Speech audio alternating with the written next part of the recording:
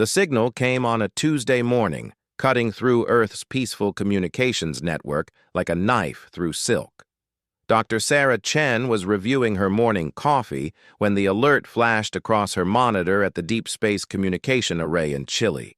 The red warning text made her hands shake as she read it. Unknown transmission. Origin, Proxima Centauri system. For 300 years, Earth had been listening to the stars. For 300 years, they had heard nothing but cosmic background radiation and the occasional pulsar. Now, something was finally talking back. Sarah's fingers flew across her keyboard, isolating the signal and running it through the translation protocols. The message was weak, broken, but unmistakably artificial and desperate. "This is Kethvar of the Zephyrian Collective," the translated voice crackled through the speakers. "Our convoy is under attack by the Drakmor Empire. We are dying. Anyone who receives this transmission, please. We have women and children aboard. We are not warriors. We need help." Sarah stared at the screen in disbelief. First contact wasn't supposed to happen like this. It was supposed to be peaceful, organized, with committees and protocols. Not a desperate cry for help from beings fighting for their lives. She forwarded the signal to her supervisor, Dr. Marcus Webb, who nearly dropped his tablet when he saw it. Within an hour, the message had reached the highest levels of the United Earth government. President Elena Vasquez called an emergency session of the Global Defense Council. "We have a decision to make," President Vasquez said, looking around the table at the assembled leaders. "These aliens are asking for help. The question is, what do we do about it?" General Harrison Stone, the gruff old soldier who ran Earth's modest defense forces, leaned forward. "Ma'am, with all due respect, this could be a trap. We don't know these aliens. We don't know their enemies. For all we know, we could be walking into an ambush." "And if it's not a trap?" asked Dr. Webb, who had been invited to brief the council. "If these are innocent people dying while we debate? What does that say about us as a species?" The argument went on for hours. Some wanted to send a diplomatic message offering assistance, but keeping Earth's location secret. Others wanted to ignore the signal entirely. A few suggested sending unmanned probes to investigate, but then something unexpected happened. Reports started coming in from across Earth. Military recruitment offices were seeing massive lines of volunteers. Defense contractors were receiving calls asking about combat readiness. Social media was exploding with messages of support for the unknown aliens. Humanity, it seemed, had made its decision without waiting for its leaders. "Sir," Admiral Lisa Park, commander of the Earth Space Navy, addressed General Stone. "I'm receiving reports from all branches. Our personnel are requesting immediate deployment. Engineering Corps are submitting plans for rapid deployment vessels. Our pilots are asking for combat certification updates." General Stone frowned. "Combat certification? We haven't had a real war in 2 centuries. Most of our military is ceremonial at this point." "That's what I thought too, sir," Admiral Park replied. "But it seems our people remember more than we gave them credit for." The truth was, Earth's military had spent centuries preparing for threats that never came. Defensive positions that were never tested, weapons systems that were never fired in anger, war colleges that taught tactics for battles that never happened. It was all theoretical, academic, safe. Now, faced with real danger to real people, something ancient and primal was awakening in humanity's collective consciousness.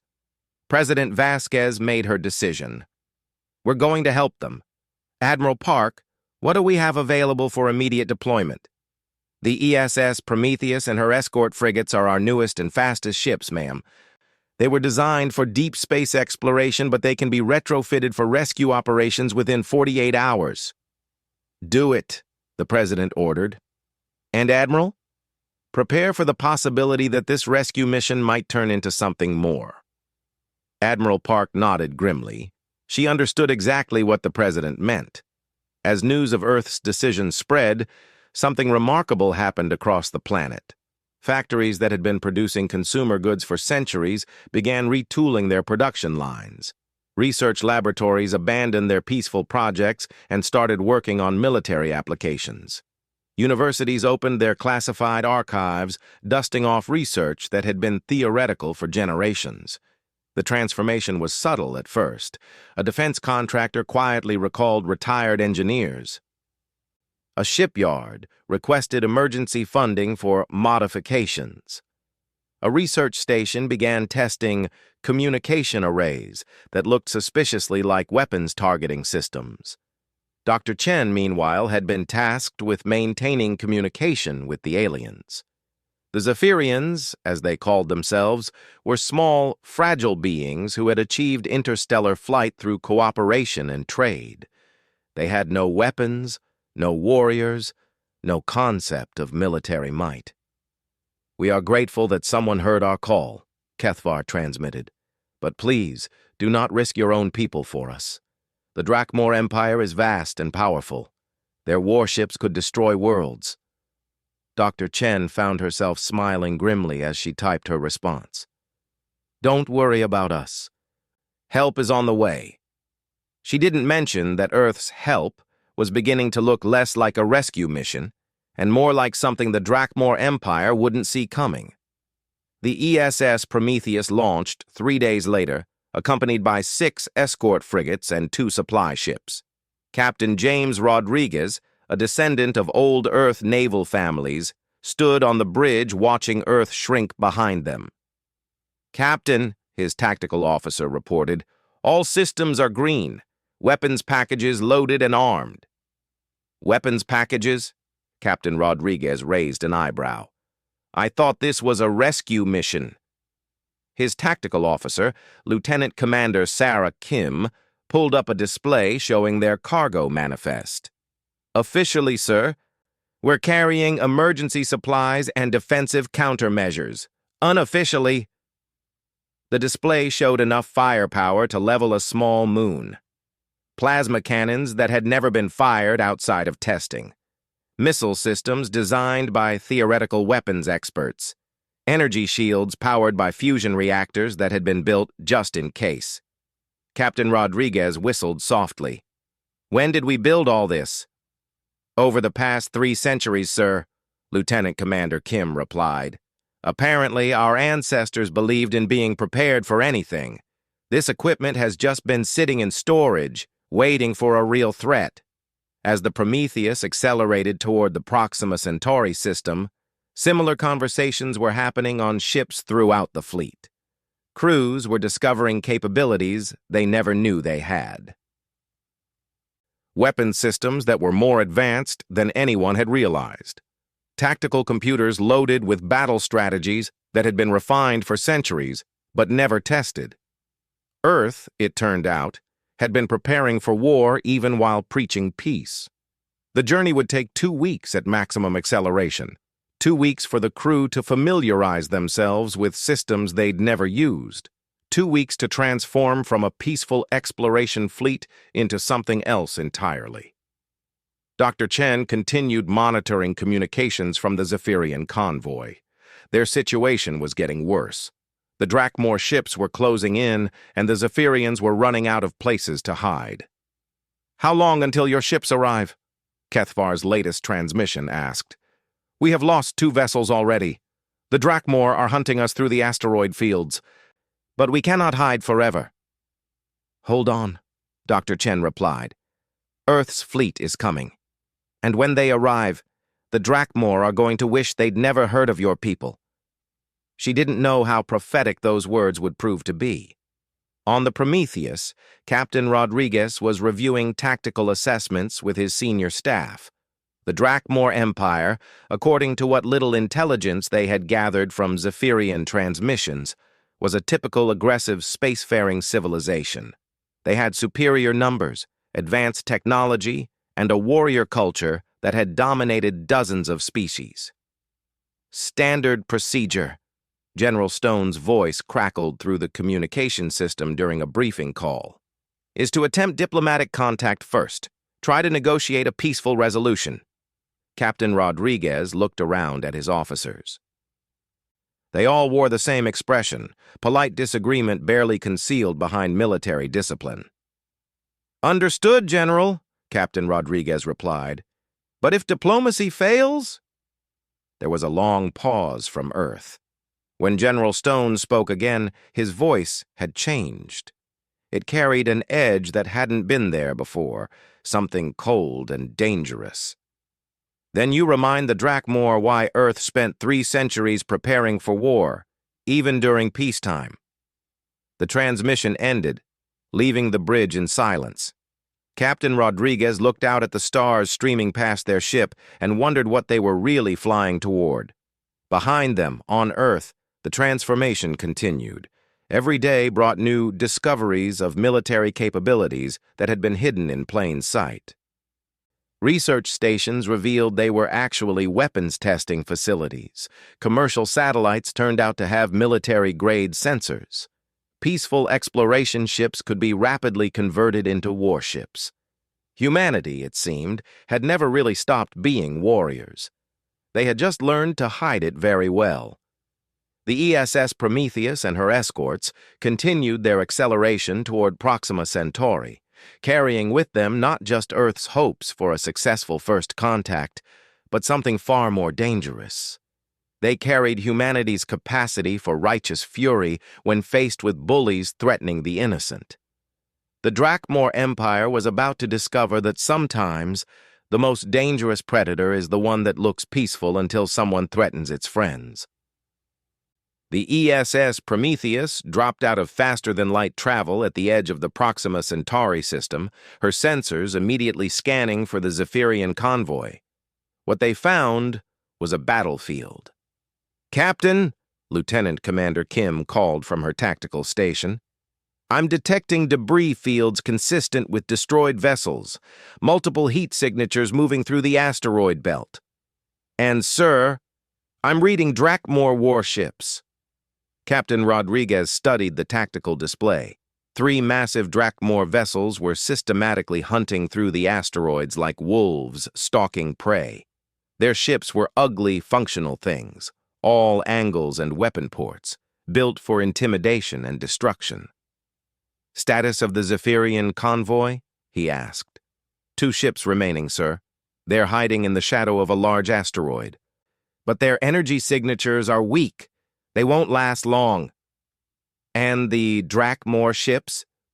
Lieutenant Commander Kim's fingers danced across her console.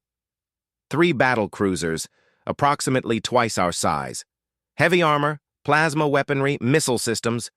According to our database analysis, each one could engage a small fleet. Captain Rodriguez nodded slowly. By any reasonable assessment, they were outgunned and outnumbered. The Drakmor had been conquering other species for centuries, while Earth had been at peace. This should have been a hopeless fight. It might have been if humanity had remained the peaceful species they appeared to be. "Communications. Open a channel to the Drakmor vessels," Captain Rodriguez ordered. "Channel open, sir." "Attention, Drakmor ships. This is Captain Rodriguez of the Earth vessel Prometheus. You are attacking innocent civilians. Withdraw immediately or face the consequences."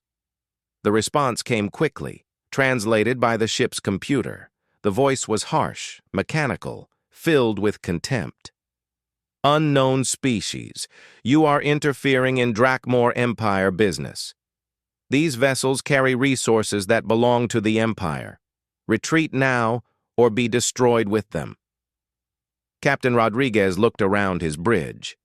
His crew was waiting, ready.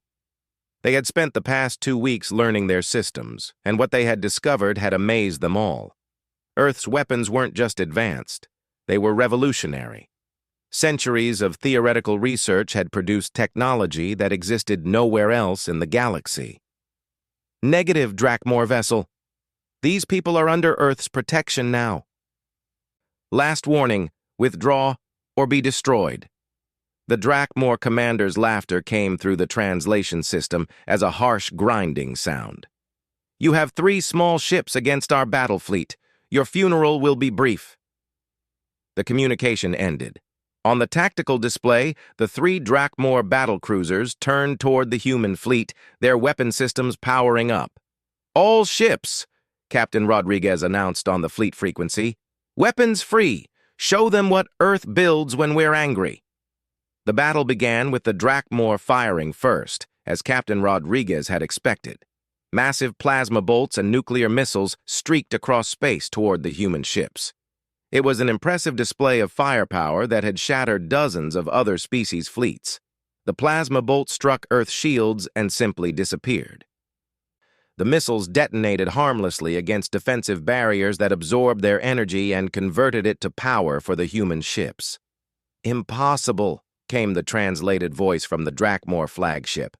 "No one has shields that advanced." "Target their lead ship," Captain Rodriguez ordered calmly. "Fire 1 warning shot across their bow. Use the particle beam array." Lieutenant Commander Kim targeted the space just ahead of the Drakmor flagship and fired. The particle beam, a weapon that existed only in Earth's theoretical research until 2 weeks ago, lanced out like a sword of pure energy. Where it passed, asteroids simply ceased to exist, vaporized instantly. The beam missed the Drakmor ship by barely 100 meters. The Drakmor commander got the message. "What kind of weapon is that?" the alien voice demanded, fear creeping into the translation. "That was a warning shot," Captain Rodriguez replied. "The next one won't miss. Surrender now, and we'll let you leave." Instead of surrendering, the Drakmor ships opened fire with everything they had. Their combined firepower could have destroyed a planet's surface. Against the human fleet, it was like throwing stones at a hurricane. The human ships didn't even slow down. "Their turn," Captain Rodriguez said quietly. "All ships, target their engines and weapon systems. Disable, don't destroy. We're not murderers." What followed wasn't a battle. It was a demonstration. The ESS Prometheus and her escorts moved through space like dancers, their movements coordinated by tactical computers that had been refining combat algorithms for 3 centuries. Every shot was precise, calculated, devastatingly effective. The first Drakmor battlecruiser lost its main guns within seconds, Earth's plasma cannons slicing through their armor like it was paper. The second ship's engines exploded in controlled bursts as human missiles found every weakness in their design. The third ship simply stopped moving when a precisely targeted energy pulse overloaded every system on board.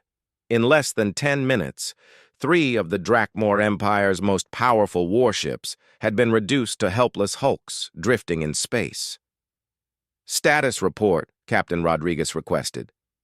"All Drakmor vessels disabled, sir. No casualties on our side. We didn't even take a hit." The bridge was silent for a moment as the crew processed what had just happened. Earth's first space battle had ended in complete victory without a single human life lost.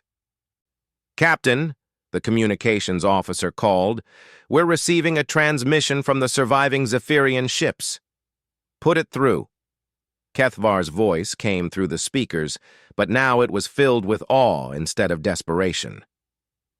"Earth ships? How did you do that? The Drakmor have conquered 47 species. Their ships are considered invincible." Captain Rodriguez smiled grimly. "They've never fought humans before. Stand by. We're coming to escort you to safety." As the human fleet moved toward the Zephyrian ships, Captain Rodriguez opened a channel to the disabled Drakmor vessels. "Attention, Drakmor survivors. You're going to send a message back to your empire. Tell them that the species called humans has claimed these people as allies. Any further attacks on Zephyrian vessels will be considered acts of war against Earth." "You cannot threaten the empire," the Drakmor commander responded, but his voice lacked its earlier confidence.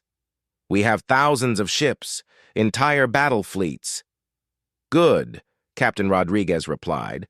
"Then you'll have something to do with all those ships once we're done with them. Because if you attack our allies again, we won't just disable your vessels. We'll come to your home worlds and show you what humans do to bullies."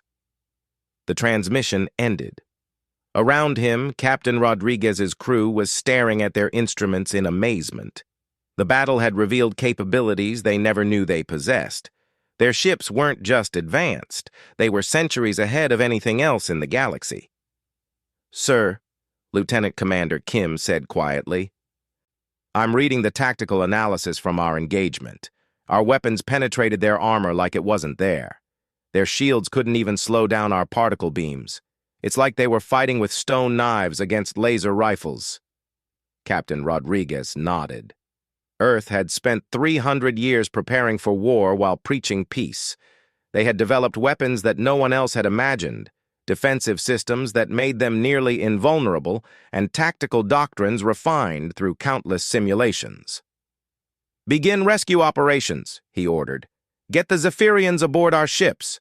I want full medical support and refugee accommodations." As the rescue proceeded, the human crew got their first look at the aliens they had saved. The Zephyrians were small, fragile beings with large eyes and delicate features. They looked like they had never hurt anyone in their lives. "They're so vulnerable," Dr. Sarah Martinez, the fleet's chief medical officer, observed as she treated wounded Zephyrians. "How did they ever achieve interstellar flight?" "Through cooperation and trade," Kethvar explained through a translator device. "We share knowledge, resources, technology. We have never needed weapons because we have never made enemies. Until now," Captain Rodriguez said grimly. "Until now," Kethvar agreed. "The Drakmor saw our peaceful nature as weakness. They have been hunting our convoys for months, taking our cargo, enslaving our people." Captain Rodriguez felt something cold and hard settle in his chest. He had been a soldier long enough to recognize injustice when he saw it, but this was different. This was systematic oppression of innocents by predators who saw kindness as weakness. "Not anymore," he said firmly. "Earth doesn't tolerate bullies." Over the next few hours, as the human fleet prepared for the journey back to Earth, more details of the Drakmor Empire's activities emerged. They weren't just raiders. They were systematic conquerors who enslaved peaceful species and stripped their worlds of resources. They ruled through fear and violence, crushing anyone who dared to resist. "How many species have they conquered?" Captain Rodriguez asked. 47 confirmed," Kethvar replied. "Perhaps more. They take our ships, our people, our worlds. Those who resist are killed. Those who submit become slaves." Captain Rodriguez exchanged glances with his senior officers. They were all thinking the same thing. Earth had just made first contact, and they had immediately discovered that the galaxy was ruled by an empire of bullies who preyed on the innocent. "Captain," Lieutenant Commander Kim said privately, "I'm receiving coded transmissions from Earth. They want a full tactical report on our capabilities and the threat assessment for the Drakmor Empire." "Send it all," Captain Rodriguez replied.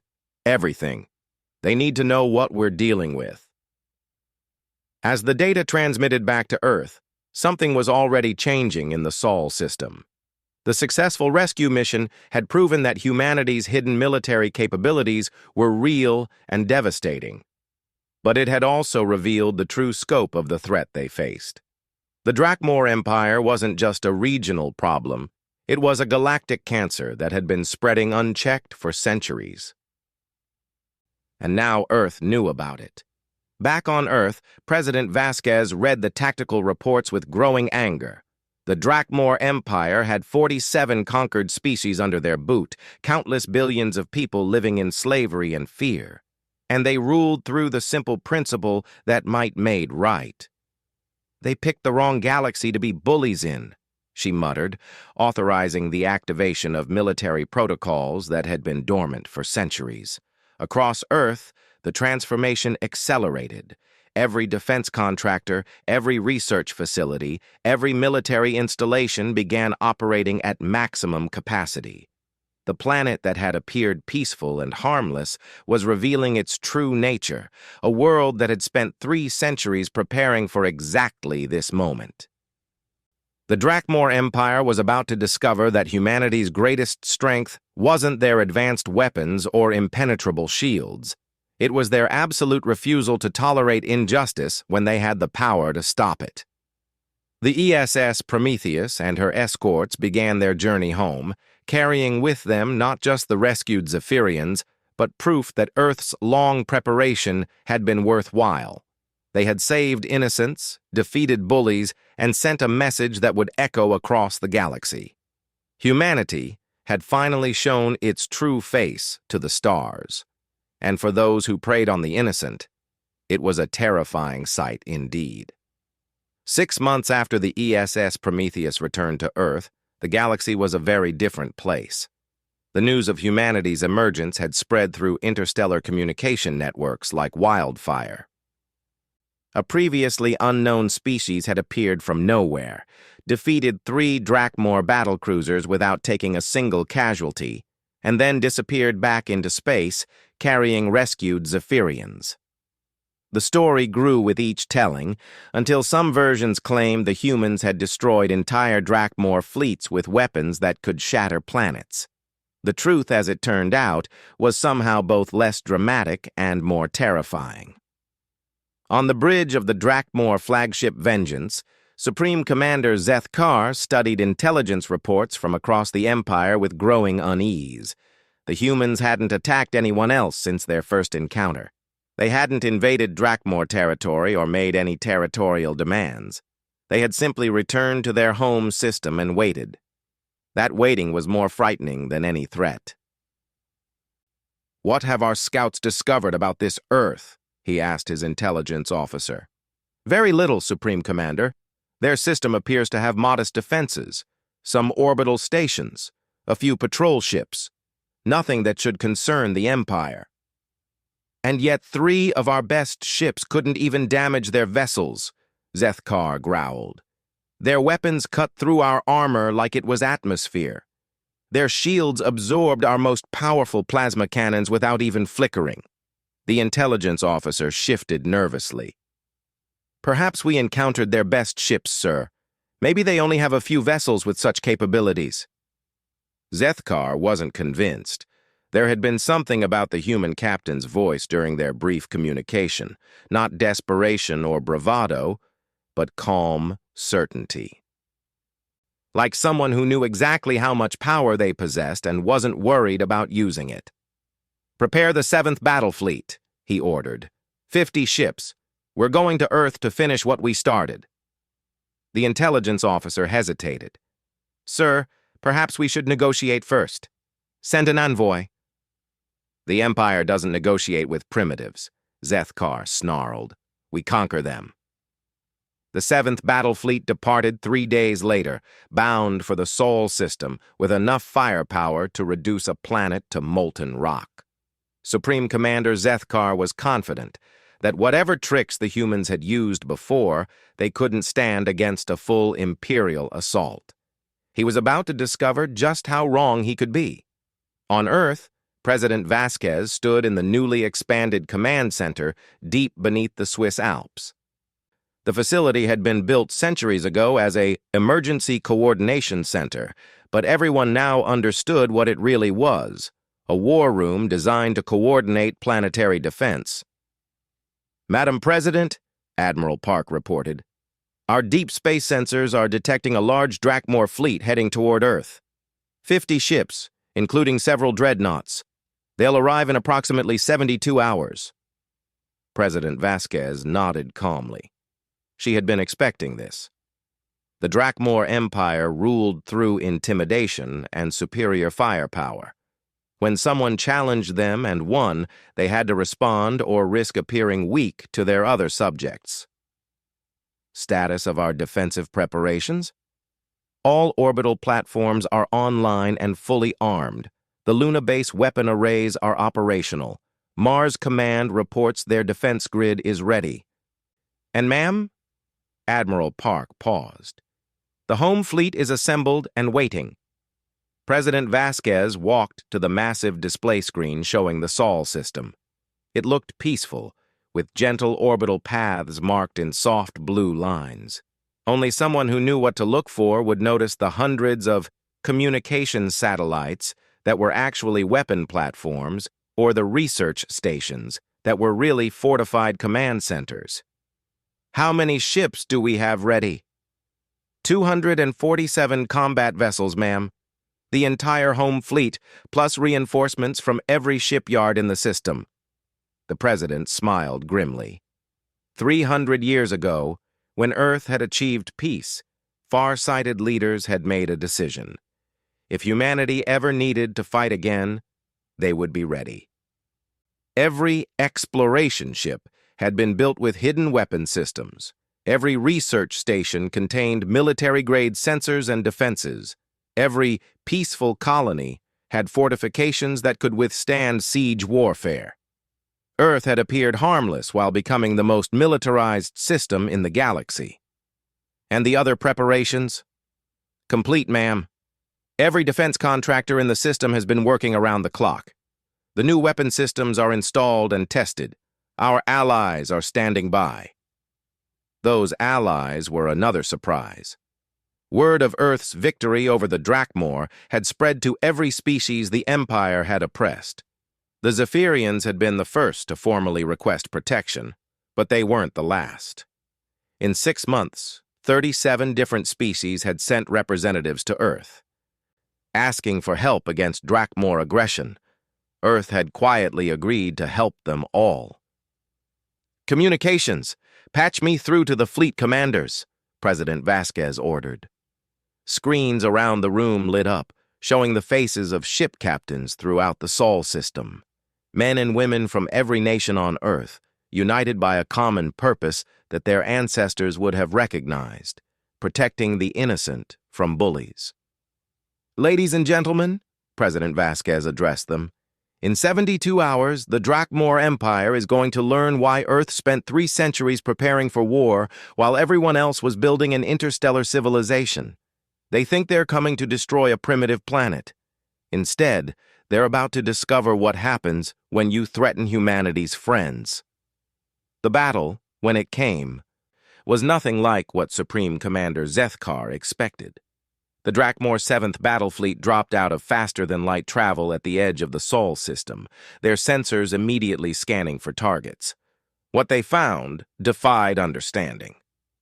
"Supreme Commander," his tactical officer reported with barely contained panic, "I'm detecting over 200 armed vessels in the system, and sir, the orbital platforms around their planets are massive.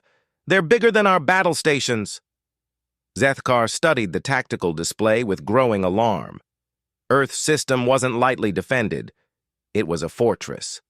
Every planet, every moon, every asteroid had defensive installations. The humans hadn't just prepared for war, they had turned their entire system into a weapon. They've had 300 years to prepare, he realized with dawning horror.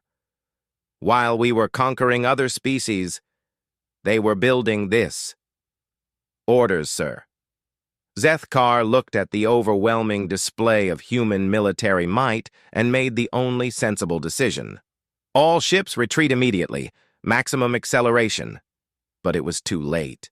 The humans had been tracking them since they entered the system. "Attention, Drakmor fleet," Captain Rodriguez's voice came over the communication system. He was now commanding the ESS Retribution, Earth's newest and most powerful battleship. "You are trespassing in Terran space. Power down your weapons and prepare to be boarded, or face immediate destruction." "We are withdrawing," Zethkar replied desperately. "We pose no threat to your system. You brought 50 warships to attack our home," Captain Rodriguez responded coldly. "That's not withdrawing. That's regrouping. You have 30 seconds to surrender." The Drakmor commander made his final mistake. Instead of surrendering, he ordered his fleet to scatter and run. What followed wasn't a battle. It was an object lesson in the difference between a warrior culture that had grown complacent through easy victories and a peaceful species that had spent centuries perfecting the art of war. Human ships appeared everywhere at once, moving faster than anything the Drakmor had ever seen. Their weapons reached across impossible distances with perfect accuracy. Their tactics were flawless, coordinated by quantum computers that had run millions of battle simulations. In less than an hour, the entire Drakmor 7th Battle Fleet was either destroyed or captured. Supreme Commander Zethkar found himself a prisoner aboard a human vessel, staring at Captain Rodriguez in disbelief. "How?" was all he could manage to say.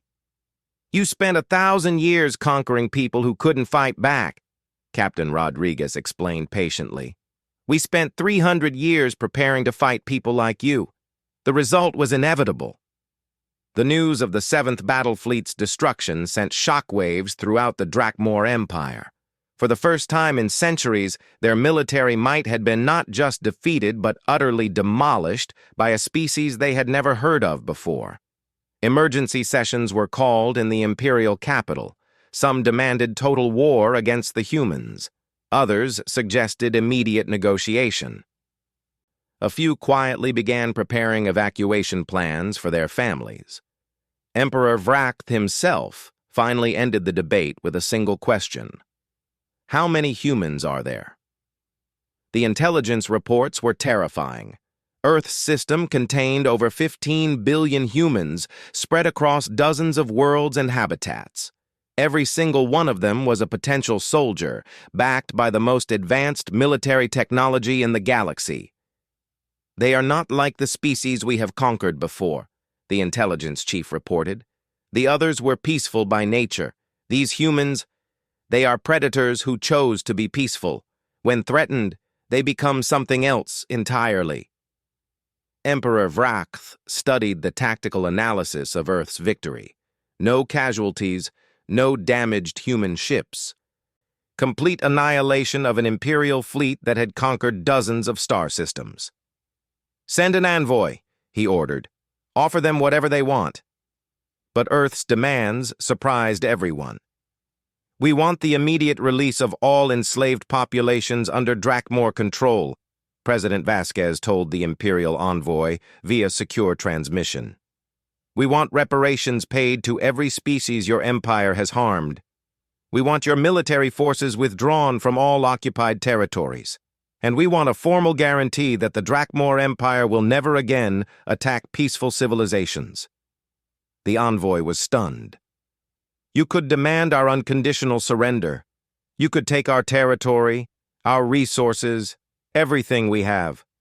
Why ask for this instead?" President Vasquez's expression was calm but implacable. "Because we're not conquerors.